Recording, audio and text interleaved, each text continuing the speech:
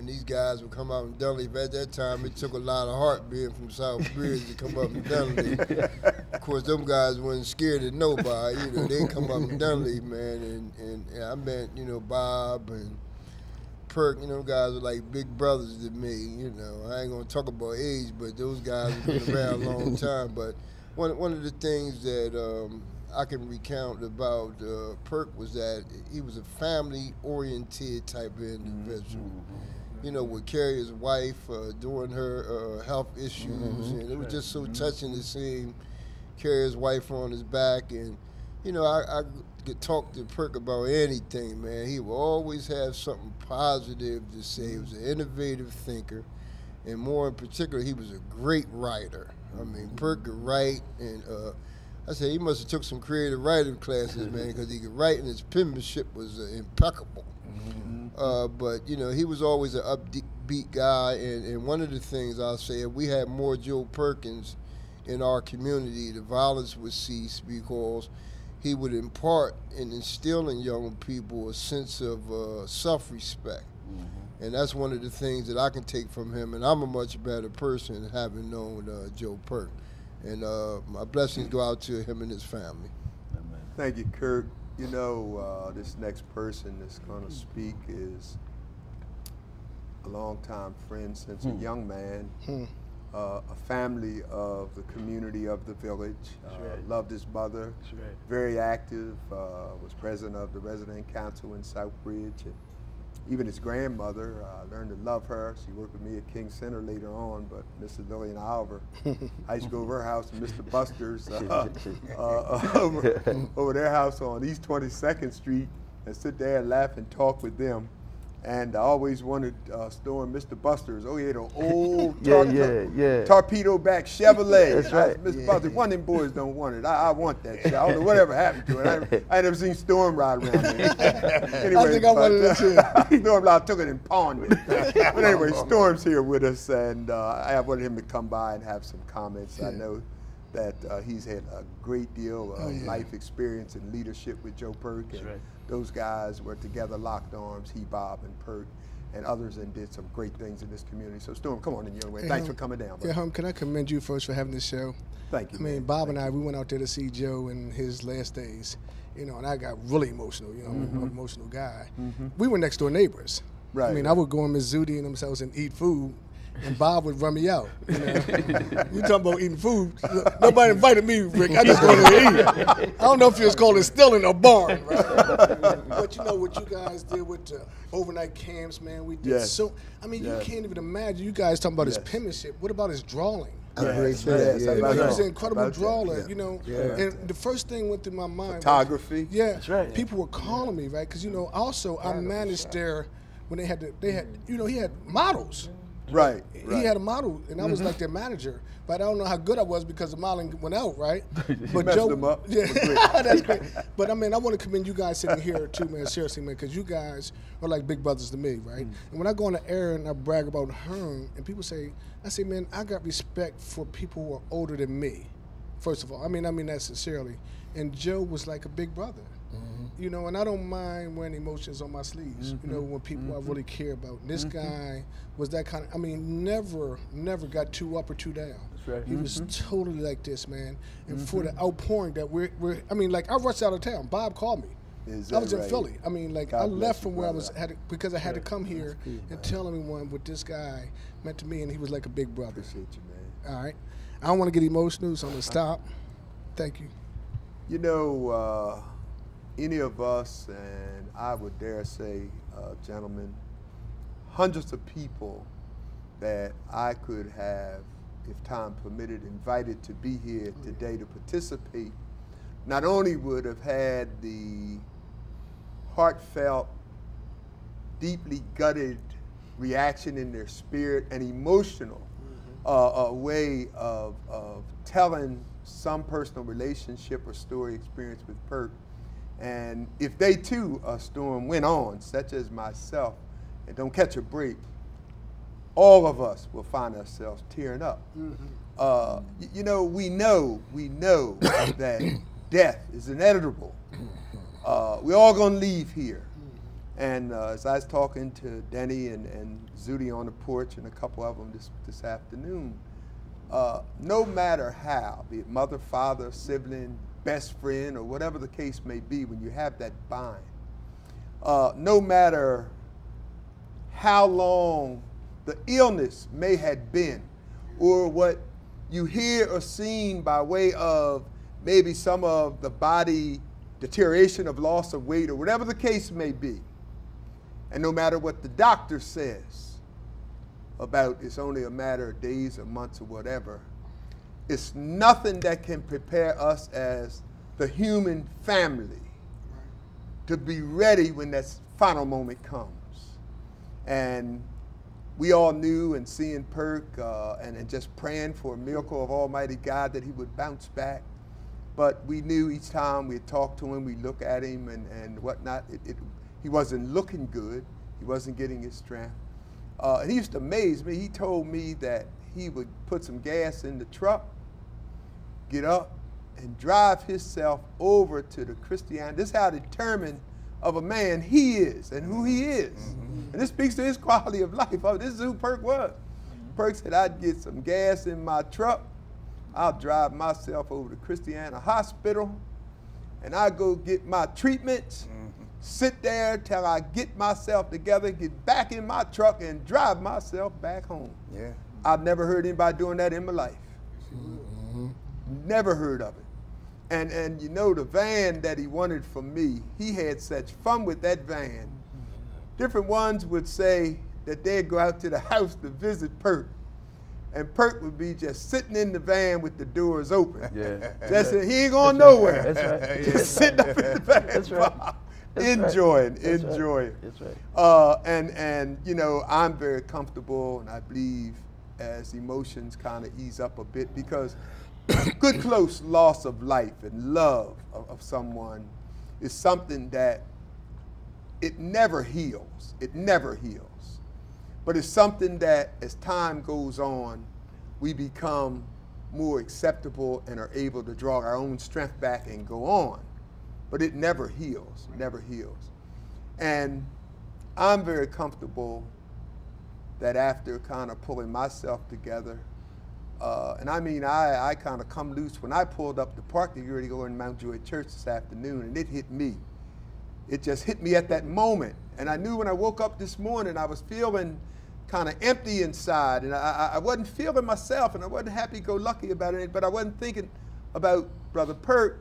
Although I had him in mind, and I'm planning the show for 1 o'clock and wanting to do this one, it still didn't touch me until I pulled up in front of my church. I really wanted to hear the sermon of my pastor this morning. And I came loose as I did when I found my mother. And that's the honest to God truth. So I understand death like anybody else that has been there. And I know there are people that say, I know what you're going through. But you know, if you haven't experienced that, I'm telling you, you feel you do, and you're offering those words of comfort to the family of the person you're talking to. But until you walked in those shoes, you do not understand. The family appreciates all the kind words and those that have stopped by. I ask that you continue to go by the house, call them up, stay in contact, show love. And I'm sure I understand that Perk always wanted to have his service at Mount Joy, my church, our church in Southbridge. And all I could say is if I could some kind of way, Norm, bring you in your construction company and knock some walls down. The church is not big enough for the service that's going to be held, that going home service. And I guess I'm having second thoughts about maybe even trying to find some way to have someone have some speakers outside and in and around the building so they can hear the service going on inside.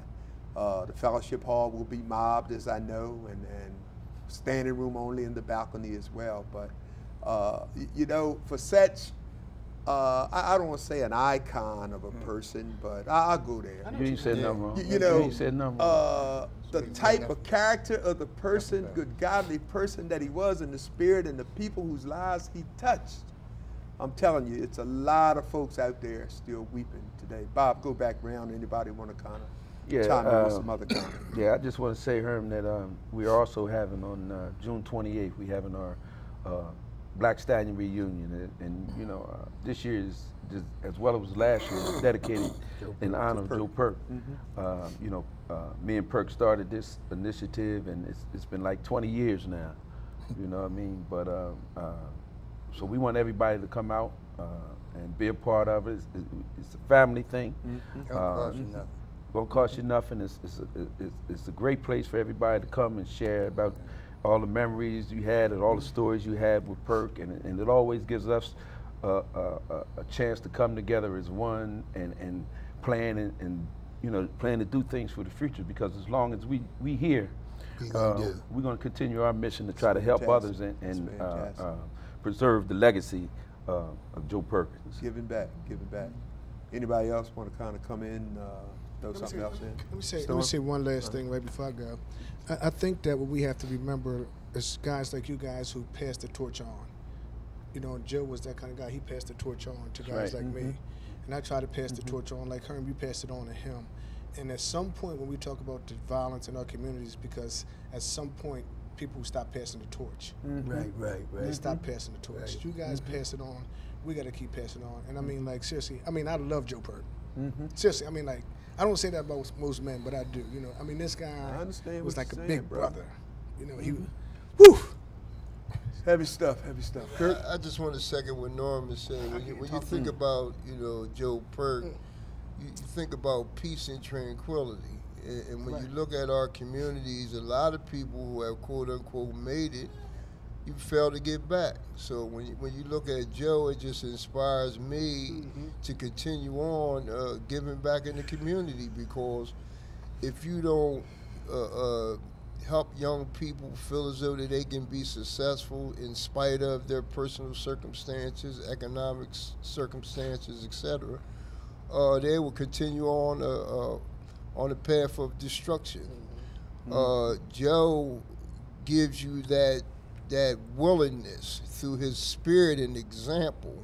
He was a shining example of strength, number one, of peace, and he was innovative in his you know, his approach to things. So he just inspires me to continue on giving back to the community. So any one of you guys out there in our community that, you know, wants to criticize what kids don't do, ask yourself, what do you do? Right, to help that cause. That's out of sight.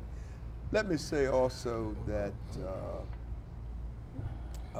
I have some other issues that I always make my rough notes, or some other things that I wanted to kind of maybe get in today, but I'm going to hold all that up for next week, because I do not want to stray from the issue here, and hopefully the kind of loving memories that we're sharing here in reference to Brother Joe Perkins, and someone kind of touched on the fact as to how he just loved to do the camping trips and things. And I remember when he first started talking about the second camping trip in our office, and want to stay overnight and for the rest of the weekend and all that. And I'm, man, well, how are we going to handle that? You know, what we're going to do? And he said, Herb, all we got to do is get the park and rec bus. And I said, man, well, we got to get these parents involved, man. I don't want somebody to go down there and it be a problem taking them kids down or whatever. And we'll do some sign-in slips. And, excuse me, and Perk prepared them and laid them out where the parent had to come to the office and sign and whatnot. Just took charge. He was a leader. He was a leader. He just took charge and put it all together. And I remember I called Willis Phelps, who's the Buffalo Soldier. You done seen him on this station many a times. Old Willis and Dudley, Buffalo Soldier. I called Willis and asked Willis would he touch base as a member of the National Guards and see if they would come and help us out. It was that second year, Bob, you probably remember you were storming them, that we ended up, those guys bought tents and cots. They came down and volunteered. They bought fishing rods and stuff. And then they even told me, Perk and them said, well, let's put them up and let's get some branches. And they bought some string and hooks and stuff and say, we're not even going to fish. Teach these little guys to fish with the fishing rods. Herm, you remember made the fishing rods we had Sleeping Under the Stars. We started that at Eden Park. You know what I mean? We had Sleeping Under the Stars. This was the leadership of these guys as they come along. and Perk just diving in and ready to make it happen. Ready to make it happen. Rick is going to say something. That's what I'm saying about Joe Perk. He was always thinking how to do things and have Just good results. Make a way out of no way. And something that Make a way out of no way. Brother Reason had said that he was. I remember when he had that photography shop on Hill Street. on A and Hill Street, right next to the church. Right. He had that. I'm like, that's this creative mind thinking that he can make that happen, and he did make it happen. That's just how he was.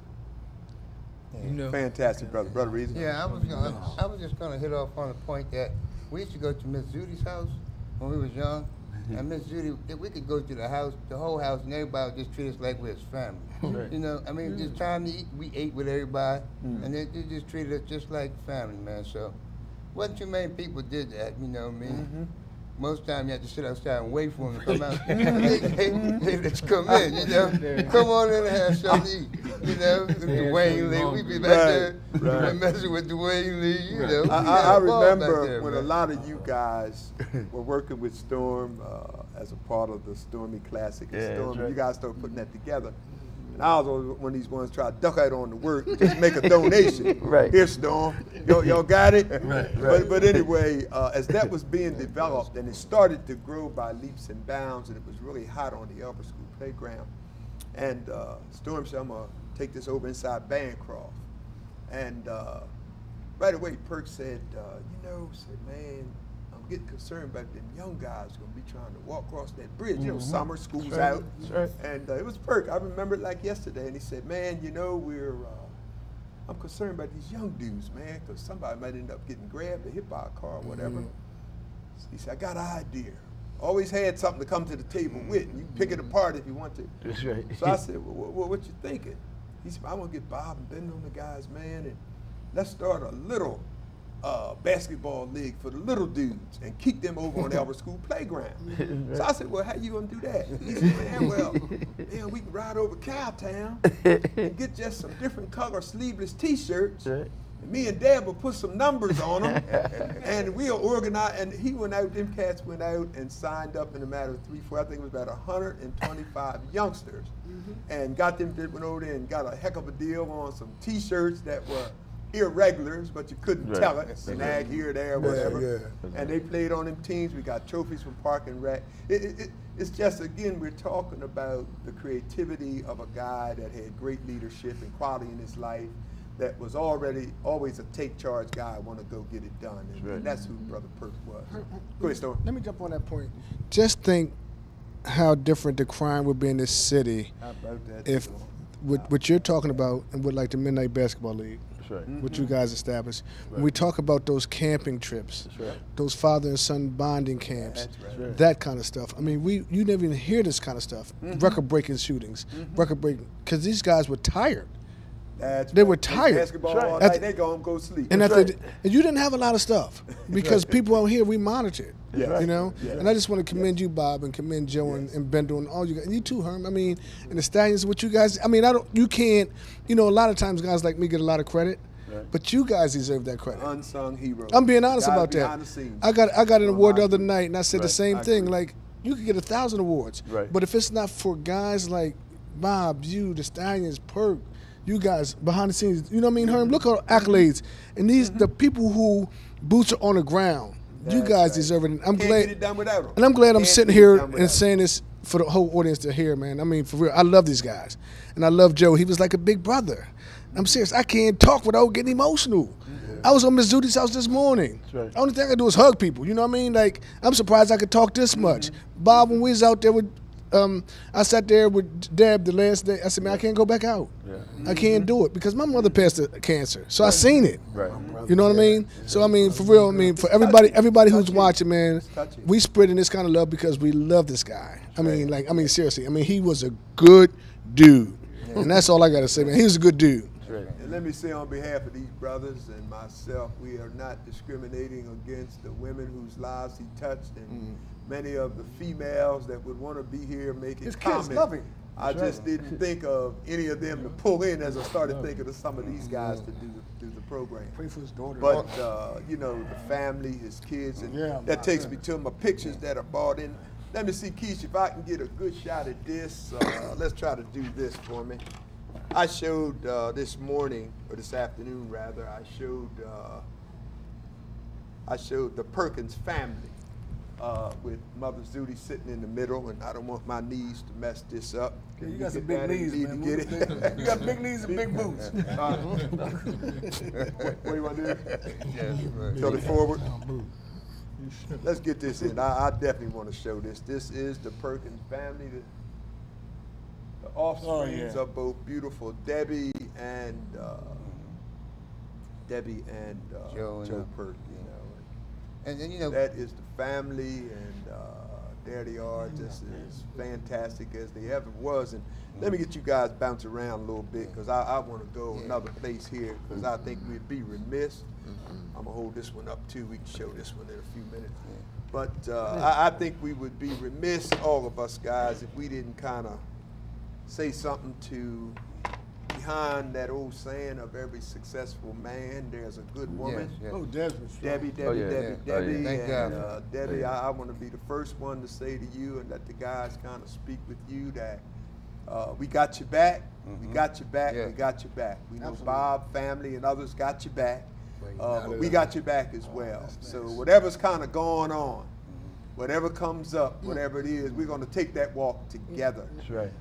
Perk, as I remember him talking about wanting that van, Debbie, I remember him saying to me many times, he said, Herm, I'm going to get that van. You know what I'm going to do?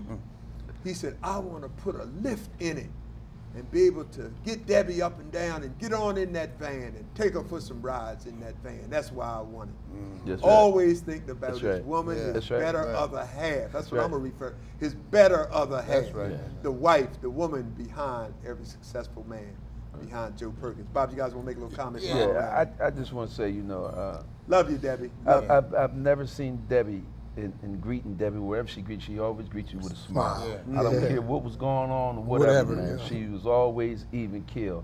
And, you know, Deb has been sick herself. Yes. You know what I mean?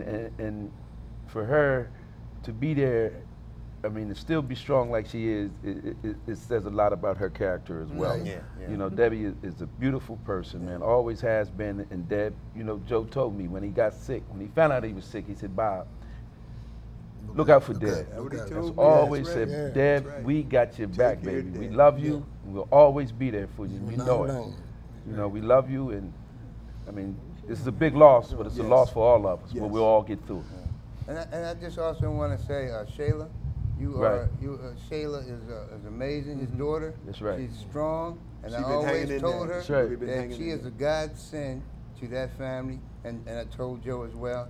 I said, man, Shayla is a force to be reckoned with. And God's given her a lot of power to handle this situation.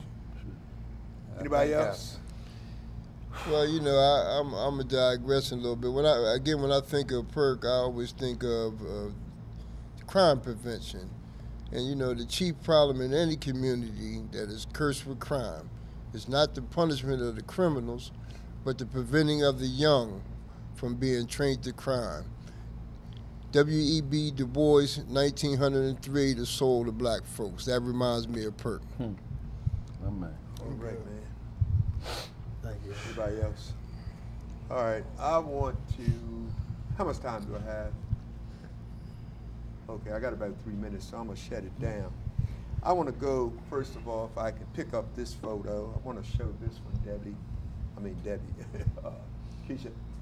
And so I would definitely wanna get that in. Trying to get the glare off of it and get it set. Okay, again, this is another picture they bought me today.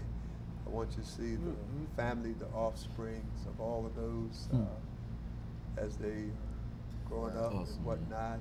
They're the ones now, these young men are the ones that have to step forward and become head of household and support Debbie and go along with her wishes and her demands and just give her a full and happy life and be there for her now that Joe is no longer around. Okay, I'm gonna Oh, I can take it, he froze it. Good deal, thank you. Let me just say, and I want to go back to this one. I'm loving both of them, but if you can get it in, Keith, can he get that? Did he freeze this one? I don't know if he caught a freeze on that one or not. Okay, is that frozen? Okay, I can let it go, so I beat it, you know, fell back. Let me say in the last closing minute that I understand that Sammy Congo chair and the Congo group of those who are the ones that have been selected by family to handle the remainder of the services and of Perk, and as he is prepared to go completely home and off the scene. And I would be surprised if Sammy Congo didn't make some comments about him if he thinks about it, if he's in town, because he knew Perk way back when as well. And I just want to say, folks, that we all want to be liked. We all want to be loved. But sometimes, you know, you take a stand and it's in conflict with some others, and people come at you from all kinds of ways and sides. And I've been victim, Storm, and these guys of being a part of that, and Joe Perk was a part of that as well. My dad, Al Plant, and others. But Perk was truly a good, godly man of a true character, deep down to the depths of his soul.